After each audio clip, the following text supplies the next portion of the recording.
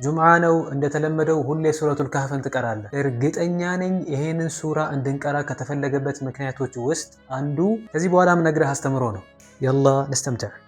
ኢማጂን ዊዝ ሚ ሁለት ሰዎች ነበሩ። አላህ ለአንዱ ሀብት ሰጥቶት ቆንጆ ሀዲቃ፣ ወንዝ፣ ጸጋ በጸጋ አደረገው። ሁለተኛው ደግሞ ኖርማል ሰው ነው። ይሄ ሀብታሙ እዚህኛው ላይ መንጠባረር ጀመረ። ገንዘብና ዝና ሲመጣ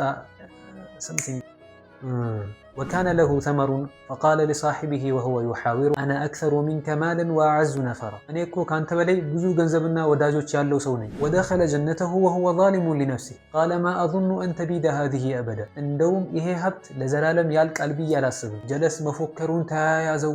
ሁለተኛው ሰውዬ ተው አላህን ፍራ። አከፈርተ ቢለዚ ኸለቀከ ሚን ቱራቢን ثم من نطفة ثم سواك رجلا ከአፈር ከዚያም ከፍትወት ጠብታ ከዚያም ሰው ባደረገህ ጌታ ትክዳለህ ይለዋል። ላ ሐውለ ወላ ቁወተ ኢላ ቢላህ። አንተ በገንዘብ ከራስ በታች አድርገህ ብታየኝም አላህ ከአንተ የተሻለ እንደሚሰጠኝ አምናለሁ ይለዋል። ከዛ በኋላ አዚዚ ዱብዳ ተፈጠረ። ያ ሁሉ ሲፎክርበት የነበረው ሀብት አላህ እንዳልነበረ አደረገው። ሰውየውም በጠፋውም ሀብቱ ውስጥ እየሄደ ጸጸት በተሞላበት ድምፅ ያ ለይተኒ ለም ኡሽሪክ ቢረቢ አሐዳ፣ ወይ ጸጸቴ በጌታዬ አንድም ባላጋራው። አልኹላሳ አዚዚ፣ በእርግጥም ትምህርት እንድትወስድ ነው። ባለጸጋ ነው ማለት አላህ ወዶታል ማለት አይደለም። ፈተና ላይ ከሆነ ደግሞ ግዴታ አላህ ተቆጥቶበታል ማለት አይደለም። ዘ ስቶሪ ኢዝ ሴይንግ አለኝ በምትለው ነገር ላይ ሳይሆን በሰጠህ ጌታ ተማመን። ለዛሬ እችን ያዛት።